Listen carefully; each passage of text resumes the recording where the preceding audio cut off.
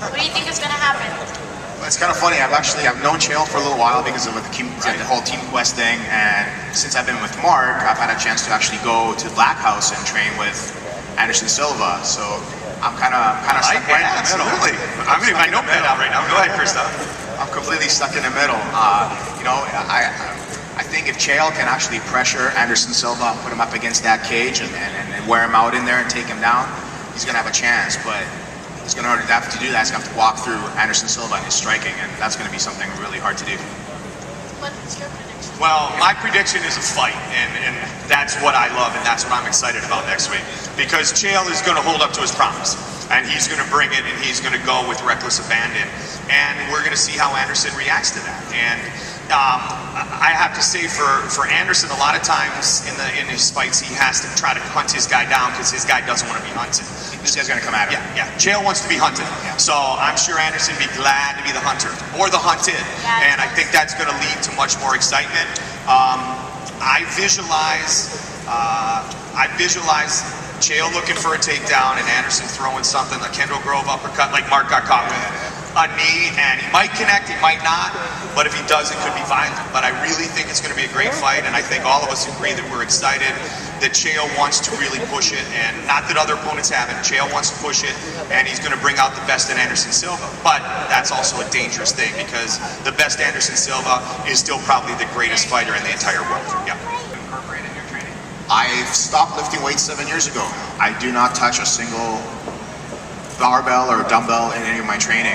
Everything I do has to do with kettlebells, plyometrics, the tire, slam medicine balls. That's the kind of training I do. I stay away from all the weights. They don't really help in this sport. It's all about conditioning, and more conditioning. Very first day I got into the jiu-jitsu club that I trained at back home in Winnipeg, I was literally 285 pounds of solid muscle. And when you're wrestling, when you're a professional wrestler, it's a constant go. You're able to go for 30, 40 minutes straight without breaking a sweat, and continue on.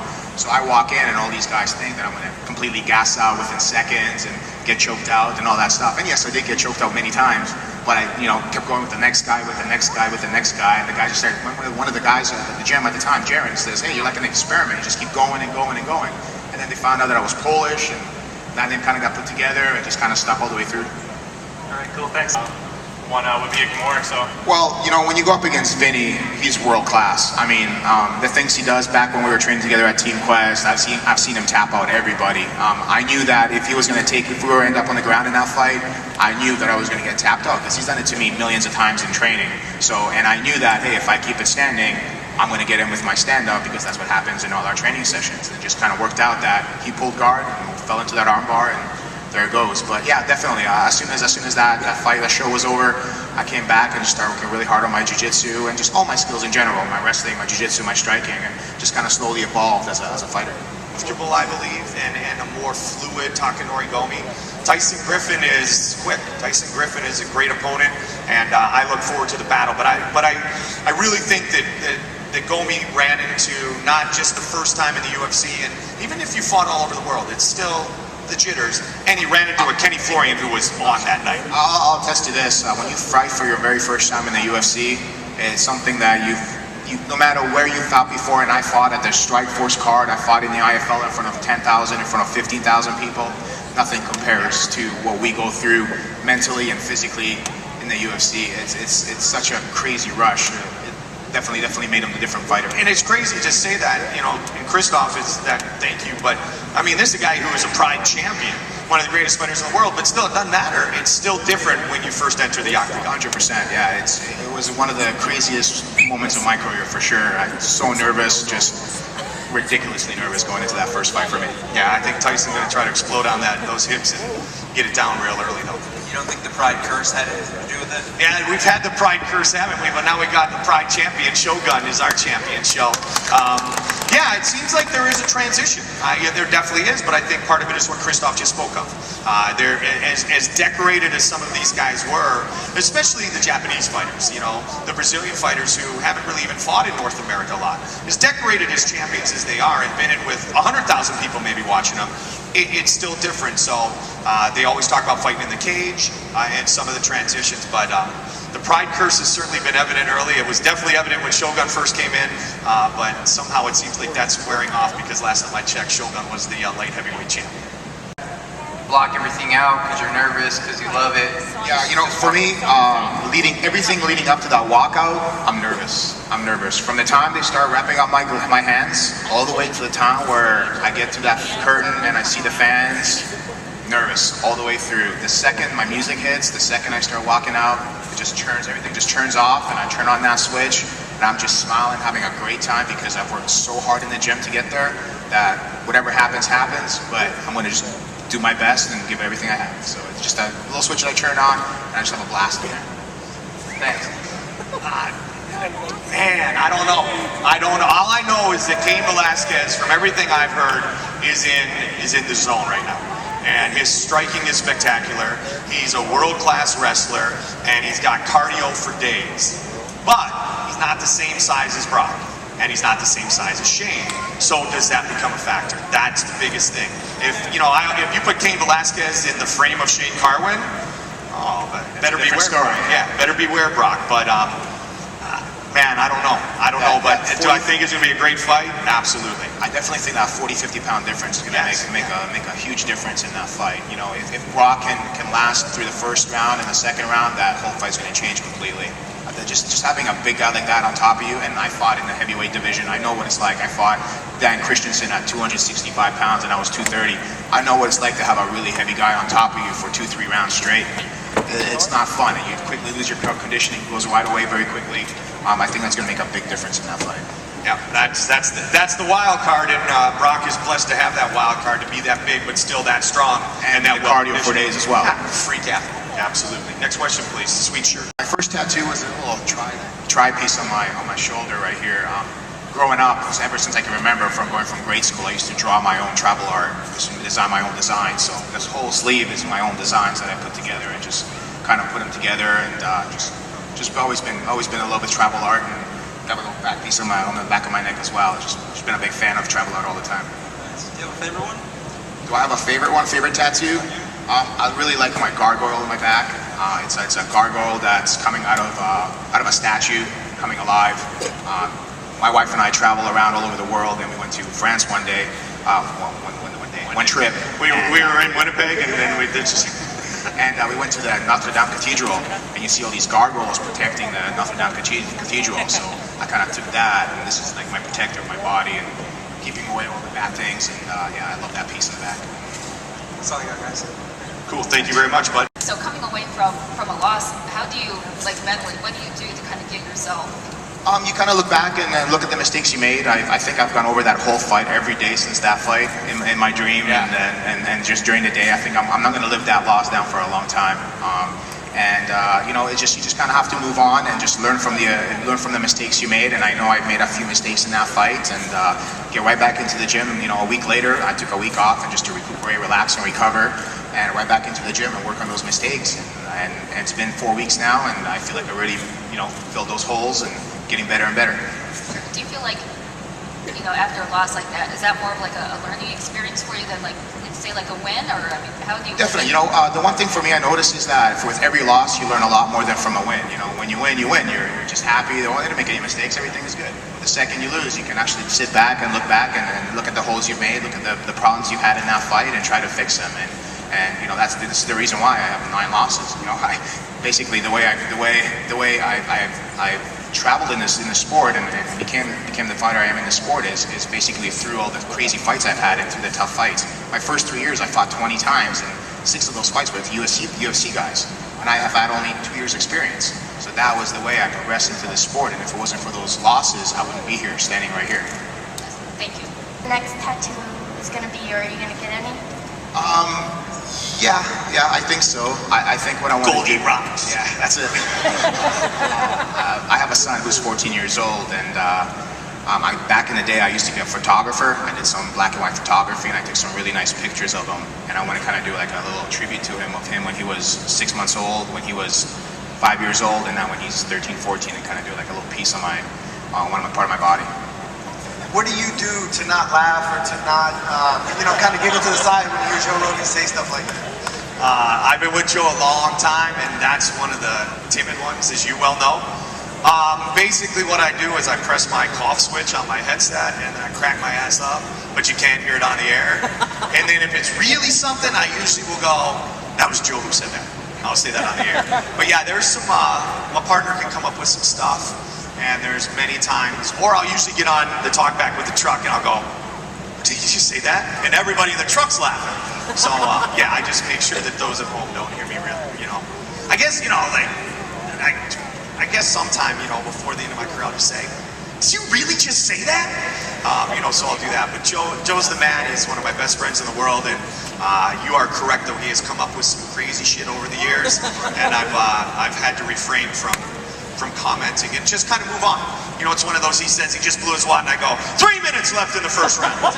We get right back to it. If you get a chance to see him stand up back, oh, he's tonight at the House of Blues. I don't know if it's sold out, but Joe Rogan tonight, a little great comedy at the House of Blues. One last question. Over the last talk about co-promotion and things like that, the UFC obviously needs nobody to get their show on and out. But for example, Japan does a year-end, one event a year, right, with Dream and World Victory Road. Do you ever see the UFC doing like a one-off event, maybe no titles, just to get all the what-ifs out in the MMA world? Again, that's a Dana question. You know, yeah, exactly. That's a Dana question. That's a management question. You know, I think that here's what it's about. It's about controlling your product and continuing to make it the best in the world. The UFC is the best in the world, and so there's a high-level standard that Dana puts the pedestal at, you know, that Dana puts the bar at. That being said, as you guys well know, Dana White's all about the fans, and he's all about bringing the greatest fights in the world to the fans. So if that makes sense someday down the road, then Dana will do it for the fans. But if it takes anything away from the level of professionalism that we try to bring to you every day as fans, then it won't make sense for the UFC. But Dana's about making people happy, and if that's going to make the fans happy, I don't see why he wouldn't do it. Just getting slowly started into it. Yeah, he's with me over the summer. I've been working on him with some of his kickboxing, and I teach a lot of classes at a Ray Training Center. I teach like kickboxing and mixed martial arts, fitness classes, cardio conditioning classes. He's just at that age right now where he wants to learn how to punch, wants to learn how to kick, and we've been working together now for a little while. And yeah, he's taken a very big interest in the sport and in the sport of mixed martial arts. Thank you very much. I coach squirt hockey 9 and 10-year-olds, and part of their conditioning program and their maturation process is going to be working out in an MMA gym that we have right at the rink where we play. I found my boy lift the tire for the very first time. I flipped the tire over. Yeah. He just loved it. I was like, really? You like flipping tires? Because I hate that thing. You know, I got a 400-pound tire. I got to flip over back and forth. My course. So you're 14 yelling at me at a 400-pound tire? No, not a 400-pound tire. A little smaller. But Yeah. He's just loving that stuff. I was like, wow, I'm very impressed. That's pretty cool. What do you think the fight would be against Rich Franklin since both of you go out into it? Fight against Rich Franklin? Yeah. I think it'd be a great fight again. You know, he's lefty, I'm lefty, which would be a lot of fun. I've never had a chance. Well, actually, no, Stephan Bonner. Not Stephan Bonner switches sometimes. But Brandon Vera fought me lefty. That was a lot of fun. Yeah, you know what? For me, any challenge, I'm in for sure, 100%. And Rich Franklin would be a great test to myself and see where I am in the sport if I do belong in there with him. And the one thing is that I would, like once again, I would leave everything on the line in that fight for sure. Thank you very much. Krzysztof, a lot of talk of, I'm not going to name other fighters, but not fighting teammates. You say you've got to turn it on, turn it off, you're a good guy until you get to the cage. How could you do that if that's really truly the case, to fight somebody you know? I fought 4 times against teammates of mine. Never had a problem with it. I don't think it should be a problem. You know what I mean? It's part of the sport where you got NFL players playing against each other. You got hockey players, you know, fighting against each other at times. You know, I mean, it's part. You know, you're eventually gonna have to run against somebody that you know. You know, I've trained with Brian Stan, and I fought him 6 months later. I've trained with Mike Whitehead, and I fought him before. You know, so it's just part of the sport, and I think fighters have to know that. Hey, it's gonna be eventually a time come when you have to face one of your good teammates or one of somebody that you've actually trained with and trained with many times before. How about you, Goldie? What's your stance on that? Well, you know, I've said this before, and I always believe that there becomes a certain fight at a certain level where it makes more sense for the teammates to do this for their family and for their future. And, you know, when you get up to a certain point and all of a sudden you have a chance to fight for the title or for the top contender spot, but you got to fight one of your best friends, it makes me wonder if why not just look at it as this is the biggest fight of my life, greatest opportunity financially for my family, for my family's future. I love you, you're my brother, I will always love you. It's a competition. Let's go in there and better both of our lives and our livelihood. We've worked our whole life for it. Let's not avoid this fight. And again, I can't speak for the individual fighters, but that's kind of the way I've looked at it. And I understand the friendships, but I think there's certain fights that most guys would probably go, and Krzysztof, based on what he just said, would agree, man, for this fight, the co-main event at UFC 122, we got to put the friendship aside for 6 weeks and we got to do this thing. So that's kind of the way I look at it. And again, it's each individual's, decision. I think the interesting story is like an Evan Dunham who left Extreme Couture to fight one of his training partners. And now he's back at Extreme Couture, helping Gray Maynard get ready for Kenny Florian. So, on a smaller scale, there was an example. They weren't best of friends, but there's an example of somebody leaving, coming back, and then back at camp. So I just think you get to a certain level, you got to say, man, this is the fight of our life. I don't hate you, but let's fight each other. We do it every day in practice anyway. A lot of these guys beat the crap out of each other more than their opponents because they're sparring against each other every day. So why not get paid for it?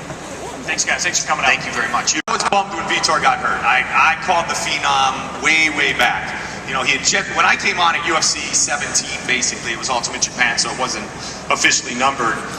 Randy had just upset Vitor, so the first tape I ever watched to get ready for Ultimate Japan was Randy Couture, Vitor Belfort. And then saw Vitor in the early days, saw the way he looked against Rich Franklin. Vitor Belfort has been, is, and always will be one of the greatest fighters in the world. And the skill set that he brings, if it's Chael Sonnen, Anderson Silva, or someone else, is one that has championship potential. So I definitely think, the Phenom fighting like he's capable of is very capable of having that middleweight belt around his waist.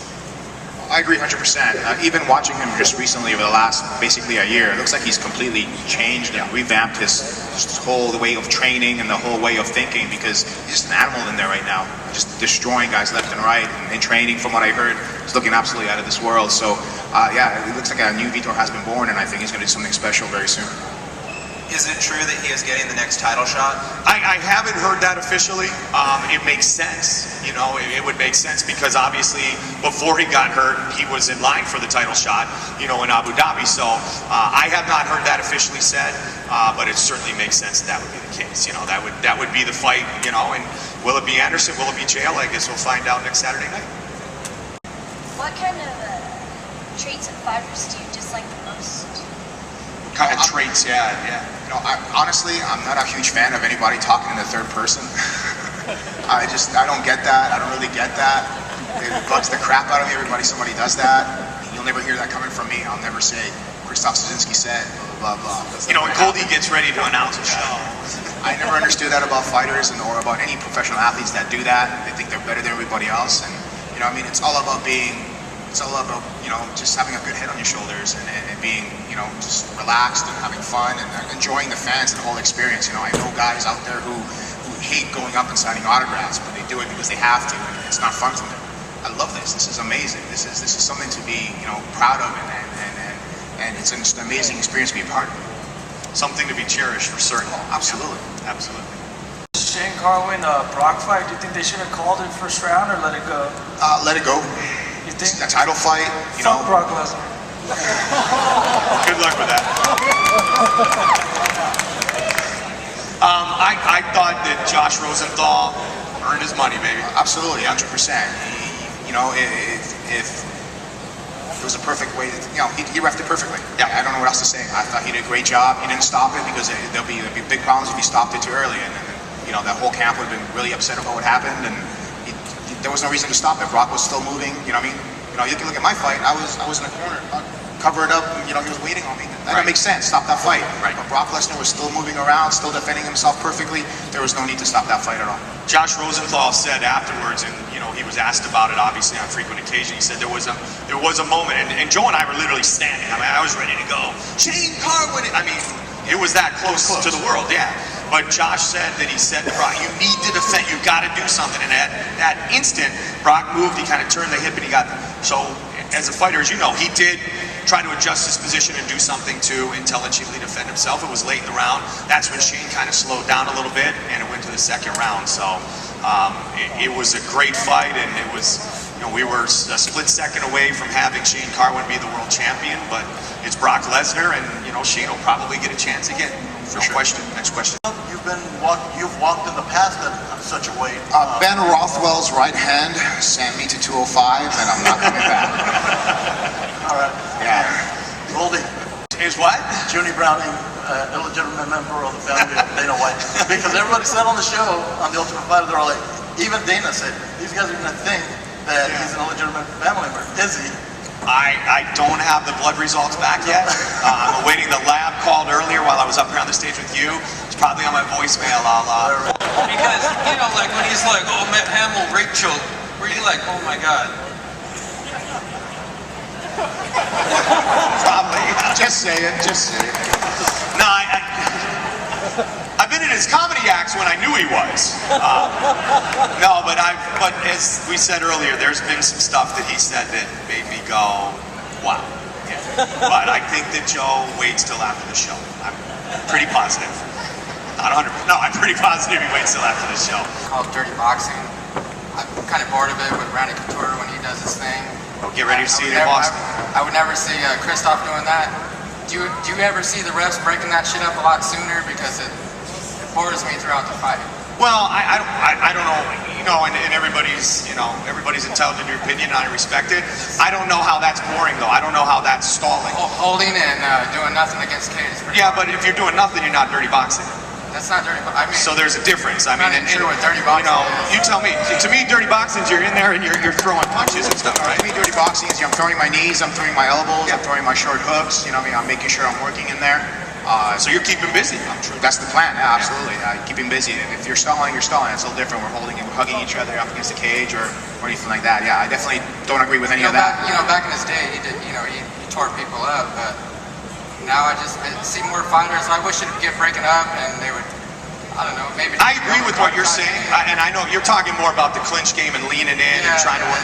I agree with that, yes, and the same as it is on the ground, if there's no action, nobody's pushing forward, then put them back and break them up. But dirty boxing is more, in my mind at least, the term. But I know what you're saying.